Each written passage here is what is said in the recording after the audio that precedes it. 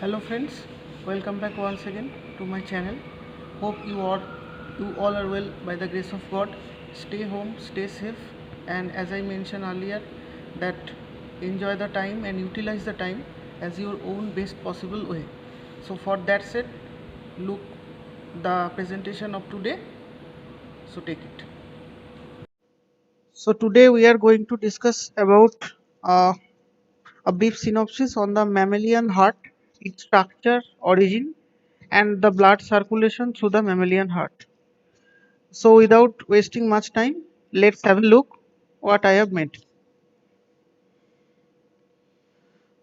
First of all, when we are going to discuss about the origin of any ectodermal, endodermal or mesodermal tissues or structures, then we have to first have the clear idea about how from the cellular level to the organ level the organogenesis occurs.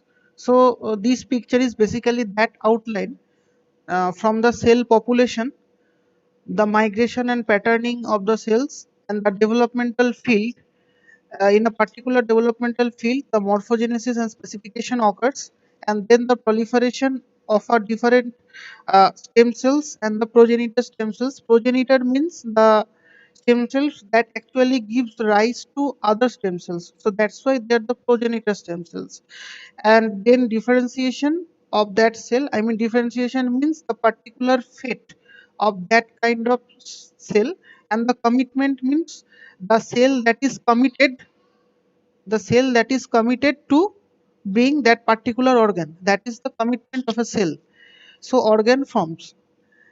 Beside the picture, there is a brief discussion or outline view of the evolution of aortic arch.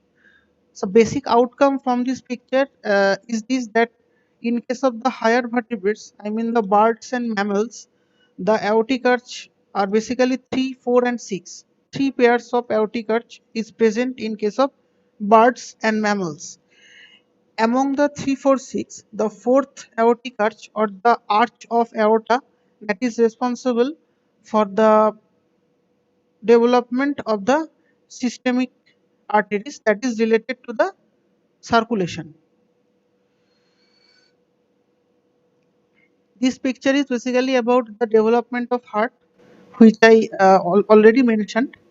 From the neural crest cell, the cardiac neural crest cell actually differentiates, and to be more specific, the heart actually originates from the lateral plate mesoderm.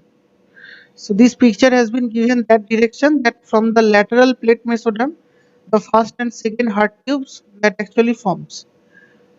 This picture is a quite signifies the embryogenesis of the heart. That is, we know that after the fertilization, the zygote makes, and from the zygote there will be morula, blastula, and then gastrula forms. From the gastrula, there is a process called gastrulation.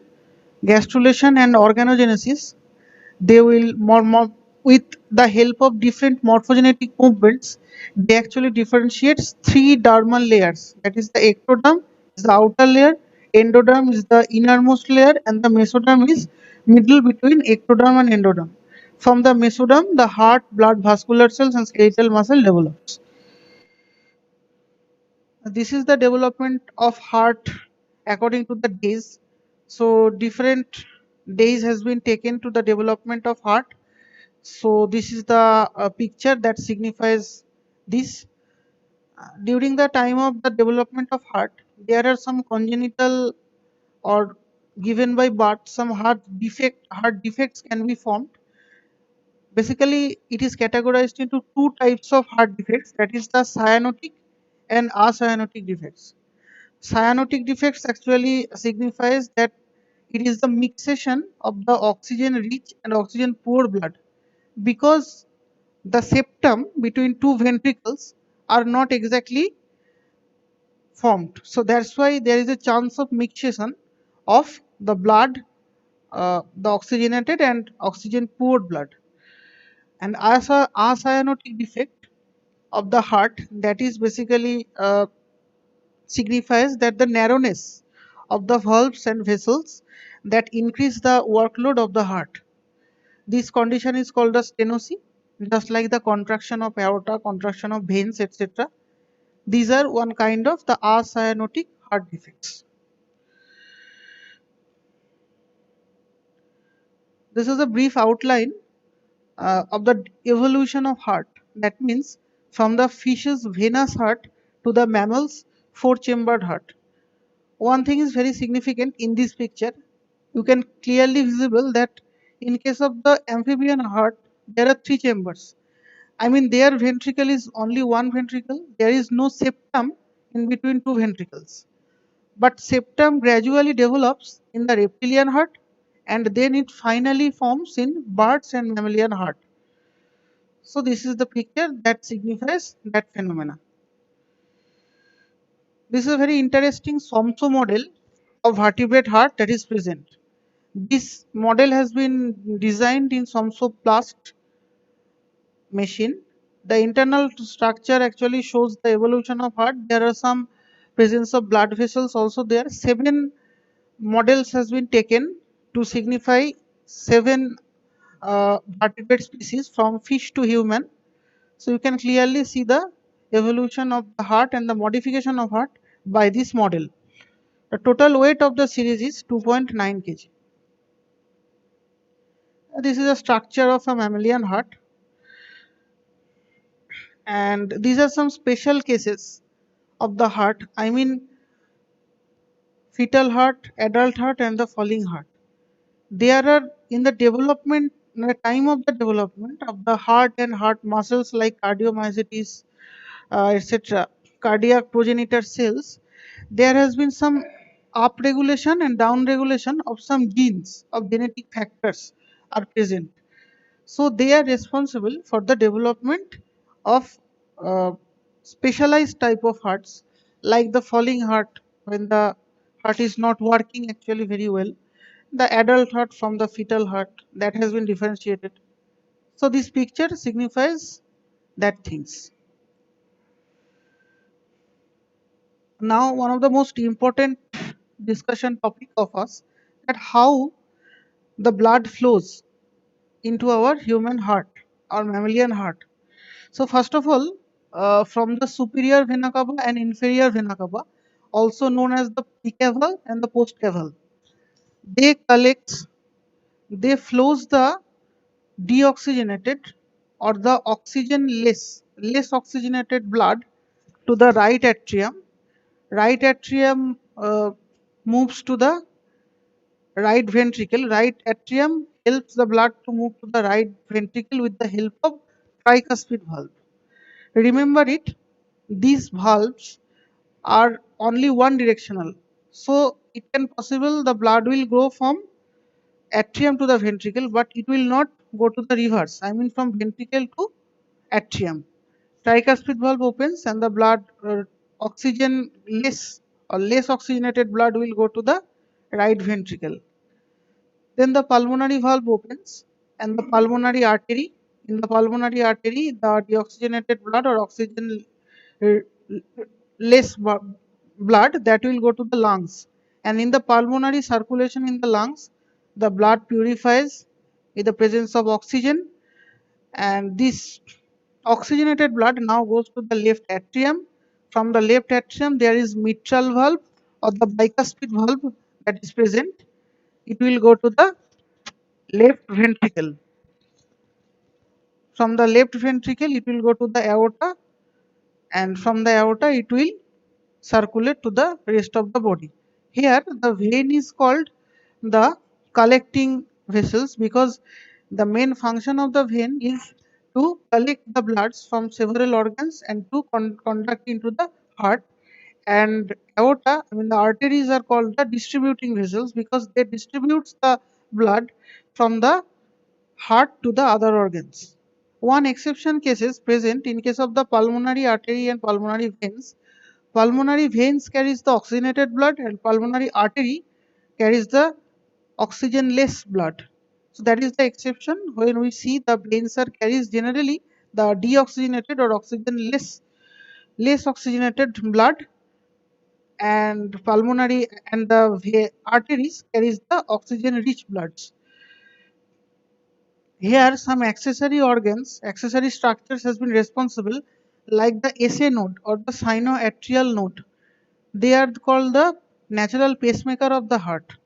They starts from the right atrium, and after SA node the heart impulse will go to the AV node, auriculoventricular node, that is called the reserve pacemaker. If the SA node doesn't works properly, then AV node, from the AV node it has own contraction, it has own beats per minute rate to 40 to 60 beats per minute, and for SA node it is 60 to 100 beats per minute, and from AV node it will the impulse will go to the right and left branches. Before it, it will go to the bundle of His. Actually, bundle of His and every node they have the analogous structure, and their ability to generate impulse is also like 40 to 60 beats per minute. They will go to the left and right branches, and then from it will go to the Purkinje's fiber, and Purkinje's fiber the total blood is conducted by this way. So this is the outline diagram what I told. This is the circulation of blood. These are the four heart sounds. First heart sound is called the lub, L-U-B-B. It is the long lasting and relatively less intensified heart sound. When the AV valves, auriculoventricular valves has closed, then the lub sound is given. Second heart sound is the when the semilunar valves actually closed. The third and fourth are during the time of first rapid filling and the last rapid filling phase. This is very important. This is the diagram of EKG or ECG. Here are five heart waves present, that is the PQR ST. P wave that signifies the atrial depolarization, and the QRS complex. It is called QRS complex. It signifies the ventricular depolarization, and the T wave that is responsible for the generation of ventricular repolarization. Depolarization means the contraction and repolarization means the relaxation. Now you can ask a question: if I am talking that ventricular depolarization, so where is the atrial repolarization? I don't mention about the atrial repolarization. Basically, the scientist cannot signify the atricular repolarization very significantly because this actually remains in the QRS complex. So that's why in the QRS complex there is also the atrial repolarization present. There are QR interval, there are QT interval also present. So this is the structure of electrocardiogram. And these are some special cases. The intensity of wave has been there during the time of diastole and systole of the heart. Systole means the contraction and diastole means the relaxation. So these these waves through the graphs are signifies that special cases or some normal cases. Blood pressure means the systolic and diastolic pressure of our body. Normally it is 120 by 80, but it can slightly differ from the normal stage because the biologically correct blood pressure is 120 by 80, but remind it that the blood pressure actually depends on several factors like the ages, different gender, and also the body posture, body shape, and the mental state of the mind. I mean the less excitable, high excitable, that different parameters are there that regulates the blood pressure. So blood pressure can be high a little bit, and the apparatus that measures the blood pressure, that is the sphygmomanometer or manometer. Age is also important factor for measuring the blood pressure, that has been given in a graph. Okay, the variation of blood pressure according to the age groups, and also male female ratio has been there.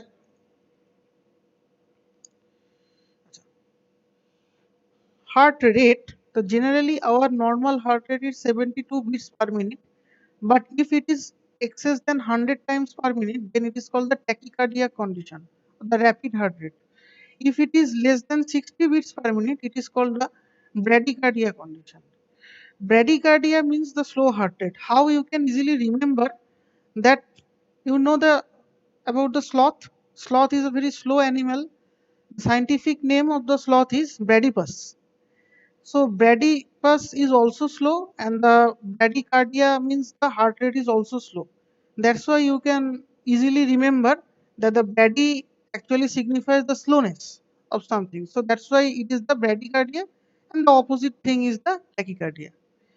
There are some age specific heart rates that has been given from a children, that is group of age from 6 to 15. They have their normal pulse rate is 70 to 100 beats per minute, and in case of adults means the age is 18 or over, that is 60 to 100 beats per minute. This is the calculation of cardiac output by Fick's principle, that is the total oxygen consumption by oxygen in pulmonary vein minus oxygen in pulmonary artery. By this way we can calculate the cardiac output.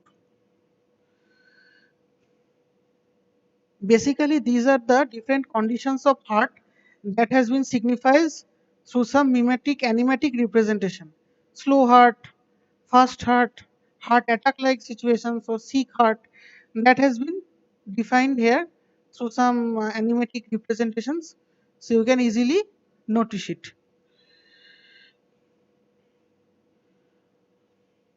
So for this class, not more today, we have discussed about the origin and the structure of heart, and also the blood circulation through the heart, and blood pressure, etc. Uh, so not more today. Thanks a lot for all the listeners who have listened to me. Uh, so stay tuned for the next videos. Till then, goodbye.